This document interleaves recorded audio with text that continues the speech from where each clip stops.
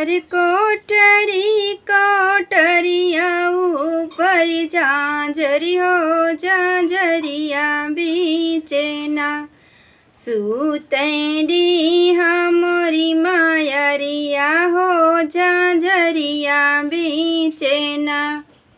सूतेंडी हमारी मायरिया हो झांझरिया बीचे ना सूतेंडी हमारी मायरिया हो झांझरिया बीचे ना अपने चाऊरमा से बोले काली मैया हो चला हो भैया ना घूमई देश संसारवा हो चला हो भैया ना घूमई देश संसारवा हो चला हो भैया ना कैसे के चाली बहिना घूमई देश संसारवा हो कि हमरे गई लेना देशवा होई जइहे गुलामवा हो कि हमरे गई लेना देशवा होई जइहे गुलामवा हो कि हमरे गई लेना कोठे ऊपर कोठरी कोठरिया ऊपर झांझरी हो झांझरिया बीचे ना सूतेंडी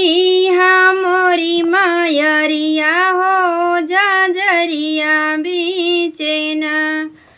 सूतेंडी हमारी मायरिया हो झांझरिया बीचे ना अपने चाऊरमा से बोले शीतला मैया हो चला हो भैया ना घूमई देश संसारवा हो चला हो भैया ना घूमई देश संसारवा हो चला हो भैया ना कैसे के चाली बहिना घूमई देश संसारवा हो कि हमरा गई लेना देशवा होई जइहे गुलामवा हो कि हमरा गई लेना देशवा होई जइहे गुलामवा हो कि हमरा गई लेना कोठे ऊपर कोठरी कोठरिया ऊपर झांझरी हो झांझरिया बीचे ना सूतेंडी हमारी मायरिया हो झांझरिया बीचे ना अपने चाऊरमा से बोले दुर्गा मैया हो चला हो भैया ना घूमई देश संसारवा हो चला हो भैया ना घूमई देश संसारवा हो चला हो भैया ना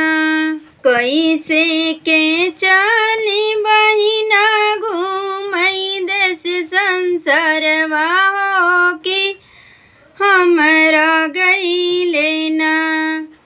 देशवा होई जइहे गुलामवा हो कि हमरा गई लेना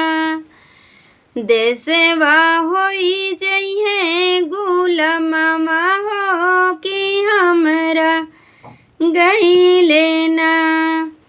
देशवा होई जइहे गुलामवा हो कि हमरा